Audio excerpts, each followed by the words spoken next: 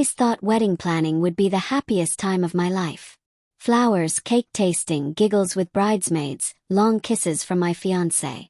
But instead, I found myself drowning in a thick, suffocating fear. One that smelled like old dust and something far more sinister. Blood. It started with a dress. The day I found it, I should have listened to the knot tightening in my stomach. I should have run when the boutique's door creaked open like it hadn't been touched in years. But instead I stepped in, smiling, naive and ready to find the one. Not the man, no. I already had that. I'm talking about the dress. The perfect white dress. The one that was supposed to make me feel like a princess. Instead, it made me feel like prey. The shop was tucked between two boarded-up buildings on a forgotten street I don't even remember turning down. My GPS had rerouted unexpectedly, directing me away from my original destination. First I was annoyed. Then I saw the dress in the window. It shimmered like snow under moonlight. Vintage lace, elegant silhouette, a delicate pearl neckline. It looked made for me. I stood there, staring at it like it had whispered my name through the glass. A bell chimed when I entered, but no one came out to greet me. "Hello," called softly. My voice felt too loud in that place, like the walls weren't used to sound anymore. I glanced around. The boutique was dim, lit only by a few dusty chandeliers that swayed ever so slightly, like they were reacting to breath I hadn't taken yet. Then I saw the woman. She emerged from behind a curtain, her presence more felt than seen at first. Her smile was fixed, her skin pale like pressed flowers. She moved like she'd forgotten how people walk, graceful but off somehow. Her name tag read Marissa. "You have good taste," she said. Her voice was hoarse, like she hadn't used it in years. "That dress is one of a kind. I'd love to try it on," I said, hesitating only a moment. That knot in my stomach tugged tighter. Marissa tilted her head, as if weighing something invisible in her hands. "Very well. The fitting room is just down that hall. Take your time." I took the dress and followed her gesture into the back hallway. The boutique's main room was eerie, but the hallway was worse. The light flickered. The air felt colder. And the further I went, the more I noticed a strange scent. Metallic. Faint. Familiar. The dress rustled in my arms like dead leaves. Inside the fitting room, I carefully unzipped the garment bag. The smell hit me then, stronger. My heart thudded. I peeled back the final layer of plastic and stared. There it was. A perfect dress. But it wasn't white. Not entirely. Down the bodice and across the hem was a deep, rusty red stain. It wasn't paint. It wasn't wine. I didn't need a test to know it was blood. It dried. Soaked into the fabric like it had been part of the design. I stumbled back, my hand flying to my mouth. Then I heard it. A whisper. So faint I thought it was my imagination. Then again closer. "Help!" Froze. I whipped around, half expecting someone to be behind me. But there was no one. Just a cracked mirror. My reflection looked pale and frightened. I wasn't alone in that room though. Felt it. A coldness near my neck like someone had just exhaled there. I should have left right then. Thrown the dress down and run. But something held me there. Curiosity, horror, or maybe something worse.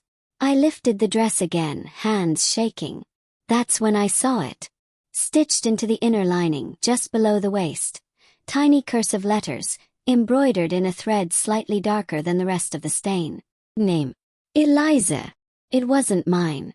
I didn't know anyone named Eliza. My throat tightened as I held the dress at arm's length. I stepped out of the fitting room, dress still in hand, ready to demand answers. But the hallway was gone. In its place was a corridor I hadn't walked down. The wallpaper had changed. Mold covered. The lights were all dead. The air was thick with rot. And there were no doors, just darkness ahead. I turned to go back, but the fitting room had vanished. No door. No boutique. Just crumbling walls and a smell so strong I gagged. Blood and mildew. Panic rose in my chest. I started walking fast, heart hammering. "Marissa," called. "Hello." I think there's been a mistake. The corridor stretched on endlessly, every step echoing like I was walking deeper into a cave. Then I heard it again. The whisper. Please. It was behind me. I turned and saw her. A girl. Barefoot. Ill. Her eyes were wide, sunken, and glassy with pain. Blood stained the front of her tattered dress. Not a wedding gown, no, something older. Victorian maybe. She was maybe 16. Eliza, I whispered, the name escaping before I realized I'd spoken it. She flinched at the sound like it hurt. Then she ran. Not away. Heard me. I stumbled back, crashing into the crumbling wall. But she didn't touch me. She passed through me like cold water. My scream caught in my throat. Suddenly the boutique snapped back into place. The warm lights, the fitting rooms, the air, dusty but tolerable again. I was standing in the middle of the boutique holding the dress, still stained with blood. Marissa stood nearby, her face unreadable. You've been chosen, she said softly. What the hell was that? I demanded, voice shaking. Who is Eliza? What's wrong with this place? Marissa didn't answer right away. Instead, she gently took the dress from my hands. She reached out to you. That hasn't happened in years, she said. I'm not buying the dress. Oh, she smiled, showing too many teeth. You already did. I turned to leave, but the door was no longer there. Just a blank wall. You're free to go, she said, placing the blood-stained dress back on a mannequin. But the dress isn't done with you. I spun around, searching for any other exit. I rushed to the back, into the hallway again, praying for a fire exit. But it led to a dead end. When I turned back around, Marissa was gone. The boutique was empty. The dress was back in the window. And so was I. Sunlight stung my eyes. The street was normal again. Cars passed. People walked. No sign of the boarded buildings. No creepy boutique. Except, when I looked down at my arm, a tiny thread of red lace had wrapped around my wrist like a bracelet. Pulled at it. It wouldn't come off. When I got home, my fiancé, Mark, asked me how the dress hunt went. I didn't tell him the truth. Not then. I just said I didn't find anything I liked. That night I couldn't sleep. I kept hearing whispers in my ear. And when I finally drifted off, I dreamed of a mirror with no reflection, of white fabric dragging behind me like a corpse's shroud.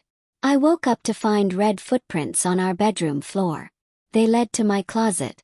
And inside was the dress. The same dress. Same bloodstains. Only now, the name stitched into the lining had changed. It no longer said Eliza. It said Claire. Name. I didn't scream. I wanted to. God, I wanted to tear my throat open with it. But the terror was lodged somewhere deeper than sound, rooted in the bone. I just stood there, staring at my name, perfectly stitched into the lining of that cursed dress. Claire. Not embroidered in gold or pearl like a wedding gown should have. Whoa. The thread was crimson, almost wet. The stitching looked fresh. The fabric was warm to the touch. I slammed the closet shut and stumbled back, heart pounding like it wanted to escape my chest. I thought I was going insane. I had left that dress in the boutique. I saw it behind the window again before I left. There was no way it should be here. Not in my home. Not in my closet. Not with my name inside it. Claire. Mark's voice broke through my panic. He was standing at the bedroom door, rubbing his eyes, still half asleep. What's going on? Why are you? There's something in the closet, I said, barely recognizing my own voice. He looked at me confused, then walked over and opened it. Nothing. No dress. Just my usual clothes, pressed and hanging, undisturbed. No scent of blood. No lace. No name. He turned back to me, raising an eyebrow. You okay? I wanted to tell him. I really did. But something deep and cold and watching, held my words back. Yeah, I lied. I think I just had a bad dream. He kissed my forehead and went back to bed. But I didn't sleep that night. Couldn't. The next morning I went back to the street where I found the boutique. I had to know if it was real or some kind of psychotic break. I drove around for hours. Nothing. There was no boutique. Just a row of modern cafes, offices, and a pharmacy. No dusty windows. No peeling paint. No Marissa. No dress. But when I came home, it was waiting for me again. This time laid out on the couch like it had been watching TV while I was gone. The name was still there. Still mine. I burned it. I don't know what else to say. I burned the damn thing. I took it to the backyard, poured lighter fluid on it, and lit a match. The flames roared. The smoke turned black. I watched it crumple and vanish into ash. I didn't look away until the wind scattered every last ember into the soil. Felt relieved. Stupidly so. That night Mark and I sat on the couch watching a movie. I tried to pretend things were normal. That I was normal. But then my phone buzzed. No caller ID. I answered without thinking. First I only heard static. She wore it too, you know. Liza. She thought it was hers, just like you did. The voice was neither male nor female. It was broken. Layered like 100 voices stacked on top of each other, whispering the same sentence through different mouths. I dropped the phone. Mark picked it up, confused. The call had ended. I didn't sleep that night either. The dreams came back worse. More vivid. This time I saw her. Liza. Not a ghost this time, but real, alive, terrified. She was in the fitting room, pulling the dress over her head, smiling in the mirror. Then something changed. Her reflection moved differently. The light behind her flickered and twisted into shadow. And then she was gone. Dragged away by something I couldn't see. I woke up screaming. The next morning there were scratches on our bedroom mirror. 4 deep, jagged lines like claw marks. The glass was cracked in the corner. Mark blamed the movers. Said maybe the mirror had a fracture we hadn't noticed until now. But I knew better. I could feel the air shift in our home. It was colder now. Like the house was holding its breath.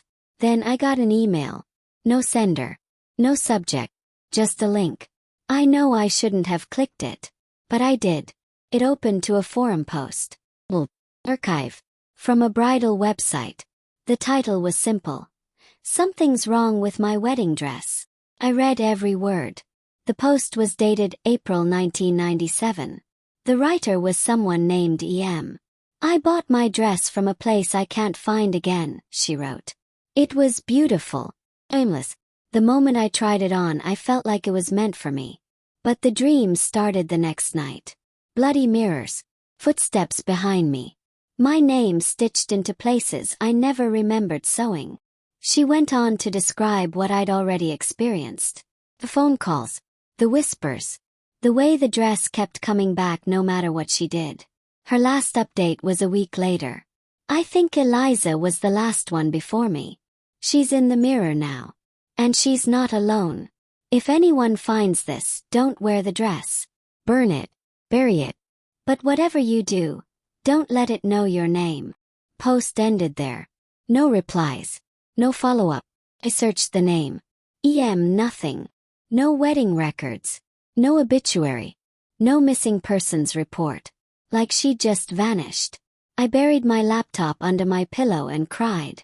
Later that evening I noticed something in our bathroom mirror. A foggy handprint on the glass. We hadn't showered yet. The next morning I went to the local library and pulled every record I could find on bridal boutiques in the area. Most had been closed for years. But one article stood out. An old clipping from 1986. Local woman missing after dress fitting. Her name was Eliza Morgan. My stomach dropped. The article included a photo. Eliza was young. Pristine. Wide smile. I recognized her instantly. She was the girl from the hallway. The one who ran through me. I showed the article to the librarian, asking if there were more cases like it. She gave me a strange look, then said, I remember that story. People used to say that boutique was cursed. My grandmother wouldn't walk down that street. Said brides who went in alone sometimes didn't come back out. I asked what happened to the store. It burned down, she said. Late 90s, I think. That wasn't possible. Just been there. I drove back again. Still nothing. The street was normal. The shop wasn't there. That night I told Mark everything. He listened in silence. No laughter. No disbelief.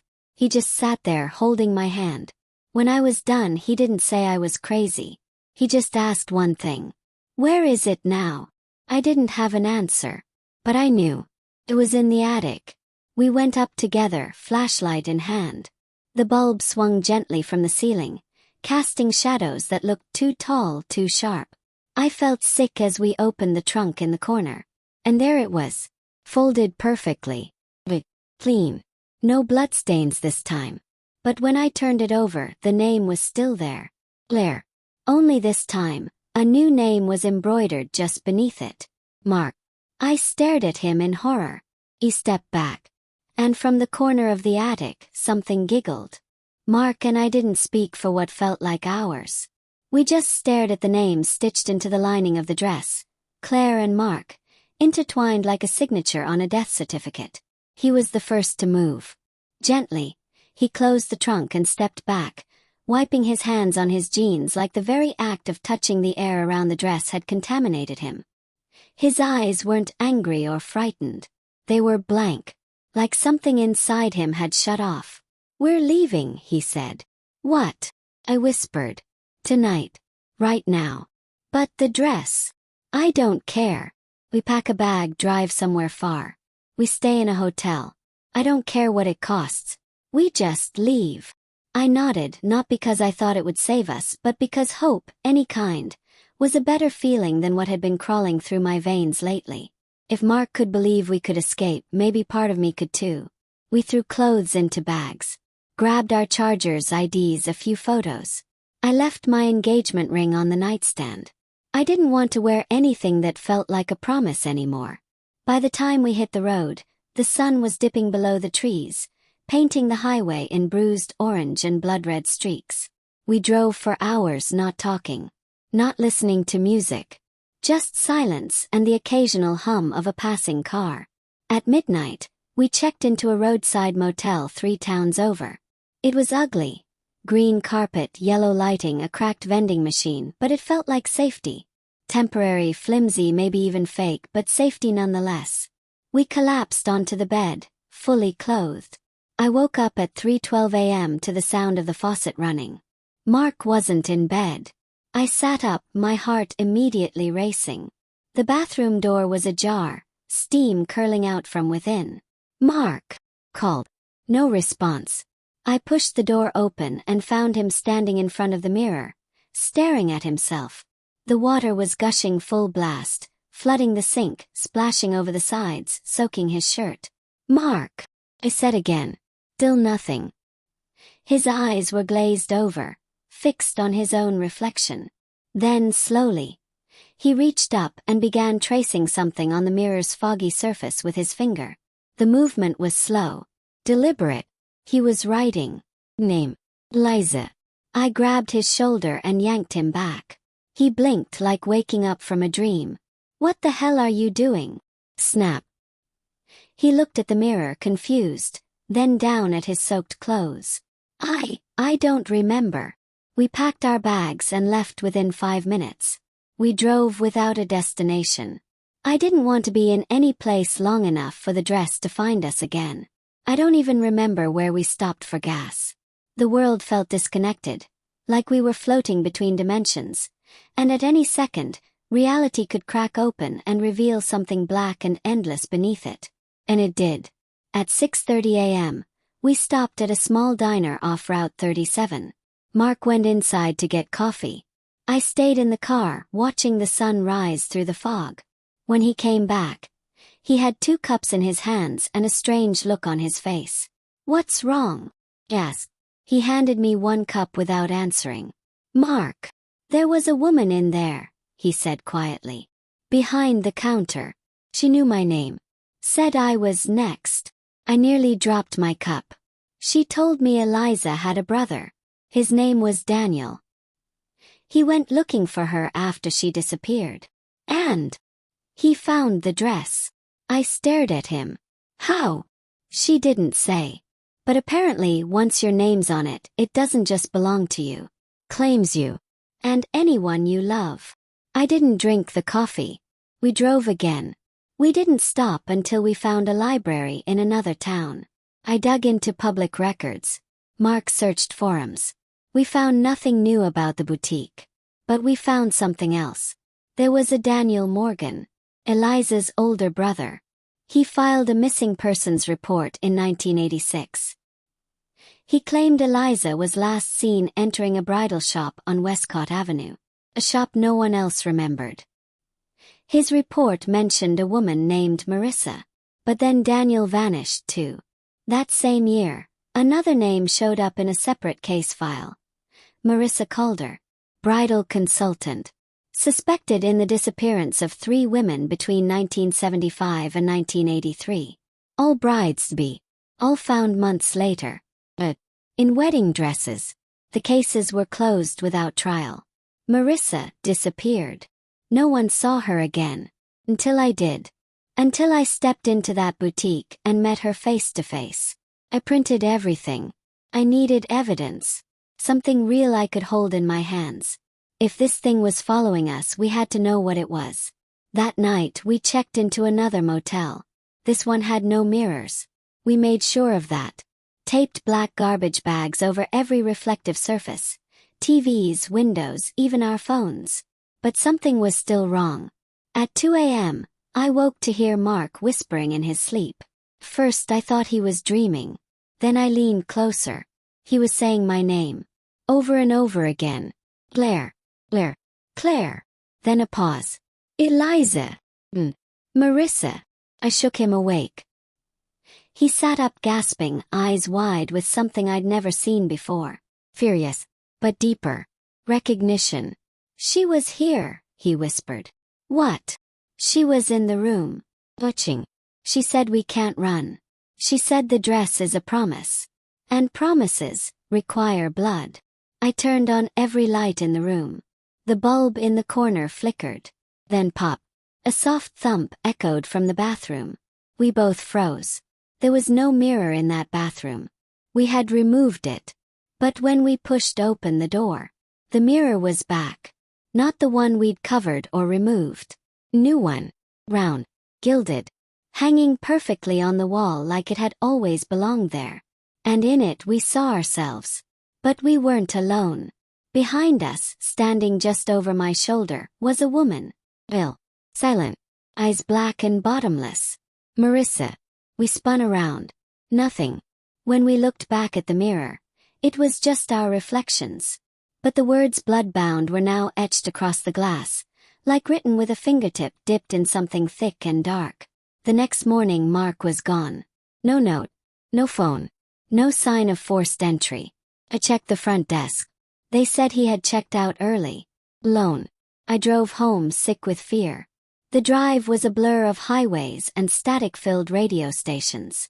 When I arrived, the house was dark. Silent. Called his phone. Voicemail. I opened the door and froze. The dress was back. Hanging in the center of the living room like a corpse on display. And it had changed again. It was no longer just embroidered with our names. There was now a third. Liza. Claire. Mark. But under that, in jagged stitching, barely readable, was something new. Daniel. I stared at it, heart slamming in my chest. Then I noticed something else. A new bloodstain. Still wet. Still dripping. I dropped to my knees, sobbing. Whatever this thing was, it wasn't done. It was still writing its story. And I was still part of it. I called his name until my throat cracked. Mark was gone. But the house wasn't empty. Not anymore. The air felt thick. Like walking underwater. Every breath was effort. The dress hung from the ceiling like it had grown there. No hanger, no hook. Just suspended in place, as if the house itself had accepted it. Claimed it. The names on it hadn't changed. Eliza. Claire. Mark. Daniel. Blood soaked the hem. Fresh. Still warm. Could smell iron. And then I saw it. Something sticking out from beneath the folds. I reached in with shaking fingers and pulled out a note, folded neatly. The paper was old. Yellowing at the edges. It smelled of mildew and something else, something sweet and rotting. The handwriting was delicate, almost elegant. If you are reading this, I'm already gone. But maybe you're not. Maybe you still have time. Burn the dress. But it won't matter. She always comes back. No signature. Just a water stain in the corner. Or maybe a tear. I dropped the note and stumbled back. My phone was dead. No signal. I didn't even remember bringing it upstairs. I ran to the kitchen to grab a knife, then back to the living room. I don't know what I thought I'd do. Stab a wedding gown to death? But it was gone. The ceiling was bare. Only a faint patch of blood on the floor remained. That night I didn't sleep. I sat in the hallway outside our bedroom, knife in hand, back against the wall. I watched every shadow, traced every sound. At 3:33 a.m. the lights went out. A low hum filled the air, like 1,000 voices whispering beneath the floorboards. Then the hallway mirror lit up. Not with my reflection. With hers. Marissa. She wasn't alone. Behind her were dozens. Dozens of women. Each in a dress. Each with black hollow eyes. Blood dripping from veils. Their mouths moved silently over and over, chanting something I couldn't hear. Marissa stepped closer. Her eyes locked onto mine. Her mouth opened. And from the mirror came a whisper. Clear. Direct. Finish what we started. I screamed and smashed the mirror with a knife, shards slicing my hand open. Blood splattered across the floor and my face, and yet I felt nothing. The chanting didn't stop, just moved inward, into my head. Passed out. When I woke up, the house was filled with daylight. Sunlight poured through the windows like none of it had happened. The hallway was clean. The mirror gone. My hand was bandaged. I didn't remember doing that. I stood up dizzy. My legs shook as I walked. The bedroom door was open. Inside, the dress was lying on the bed. This time it wasn't alone. A wedding photo sat beside it. Me and Mark, smiling. But we'd never taken a wedding photo. We hadn't even gotten married yet. In the photo I was wearing that dress. Mark looked different. Ill. His smile was too wide. The background wasn't any venue I recognized. Just darkness, like we'd married in a void. And in the far corner of the image, barely visible, Marissa, watching, grinning. I grabbed the photo, shoved it into the fireplace, and set it ablaze. The flames hissed. The edges curled. I felt a strange satisfaction watching it burn. But when the fire died, the photo remained. Unharmed. Right where I left it. I drove to the police station. What else could I do? They didn't believe me, of course. They filed a missing person report for Mark, asked me some basic questions, but when I showed them the dress, the photos, the stitching, they saw nothing. In their eyes, it was a regular dress. No blood. No names. Just lace and fabric. I left the station humiliated, afraid, and more alone than I'd ever been in my life. I drove straight to a woman named Sister Delane. She ran a small chapel outside town. An exorcist, some whispered. Others said she was just a nutcase who read too much into ghost stories. I didn't care. She greeted me at the door before I knocked. "You brought something cursed," she said. I nodded. She brought me in, lit candles, and began to chant in Latin. Her hands never touched the dress. She wouldn't even look directly at it. After an hour, she slumped into a chair, exhausted. "It's not the dress itself," she said. "It's the promise." "What do you mean?" "It's a blood oath. Ritual. The dress is just the tether. Each name is a thread. The more names, the more power it holds. Can it be stopped?" She hesitated. "There is a way. But you won't like it." "I don't care. The dress demands a wedding. The ritual is unfinished. That's why it keeps returning. Someone must wear it. Someone must say, 'I do.' Then, and only then, will it take its final bride and vanish. Who would agree to that?" Her eyes met mine. "You already did." I drove back in silence. The wind howled louder than usual. My ears rang with words I hadn't heard but now understood. Finish what we started. The promise wasn't just a curse. It was a binding. When I walked into the house, it was ready. The walls were covered in white silk. Candles lit themselves along the stairwell. The living room had transformed into a chapel. And standing at the front, Mark, or what used to be Mark. His face was hollow, his glassy, kin gray. But he was smiling. And beside him, holding the dress like a gift, was Marissa. "Claire," she whispered. "You're late." I turned to run. The front door was gone. Only mirrors now. Endless reflections of me. All dressed in white. All weeping. And behind each reflection, someone else. Liza, Daniel, Mark. All staring. Waiting. Collapsed to the floor. "I didn't choose this," I screamed. "But you said yes," Marissa said softly. "The moment you put it on. That was the vow. Not to a man. Not to love. But to her. To me. I never said yes." "You thought it," she said, placing a cold hand on my shoulder. "You dreamed it. That was enough." The dress floated toward me, carried by invisible hands. I fought. I screamed. Begged. Slipped over my head like smoke. And it fit. Perfectly. Mark reached for me. His lips moved. "I do." And before I could answer, the world turned to ash. When I woke up, I was alone.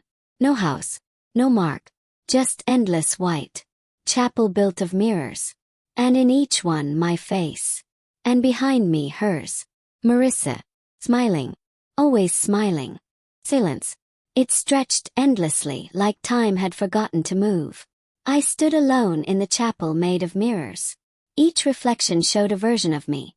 Some weeping, some smiling, one screaming soundlessly behind glass. I couldn't tell which one was real anymore. Maybe none were. The dress felt heavier now. Like it had fused to my skin. I couldn't move properly in it. Every step dragged like walking through wet cement. But I had to move. Had to find the exit. If there even was one. "Claire!" A voice whispered from every direction. I turned, but no one stood behind me. Only reflections. And then, in one of the mirrors, Mark appeared. He looked alive. Not pale, not hollow, not dead-eyed. Just Mark. Mark. Standing in the aisle, hand outstretched. "Come home," he said softly. "It's okay now." My breath hitched. "Is it really you?" He nodded, eyes shining. "We just have to finish it." I moved toward the mirror. The surface shimmered, rippling like water. I reached out. Our fingers touched. And everything changed. I was no longer in the chapel of mirrors. I stood in a real church. Wooden pews, stained glass windows filtering dusky light. Mark stood at the altar, smiling. Behind him, a priest waited. I didn't recognize him. He was pale, tall, thin, with eyes like coal. Marissa was seated in the front row, wearing a black veil. All the pews were filled. With dead faces. Liza. Daniel.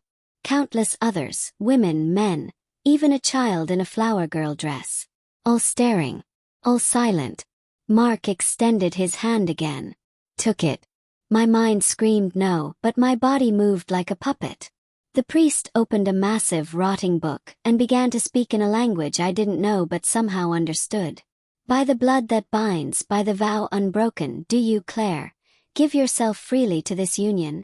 I tried to speak, to scream, to run, but my lips parted and whispered, "I do." Mark's smile cracked.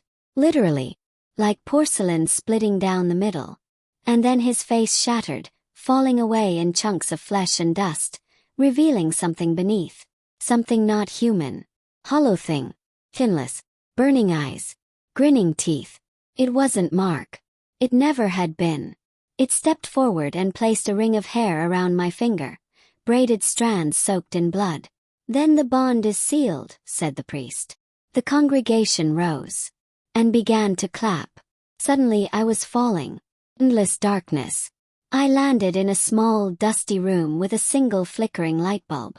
Concrete walls. Blood smeared across the floor. Chains hanging from the ceiling. A voice whispered from the shadows. You were the last. Marissa stepped into the light.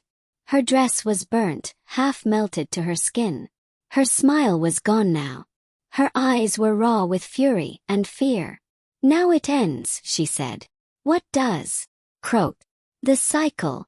You lied. You used me. I did what I had to. I was the first. The original bride. He chose me to wear the dress. Said yes.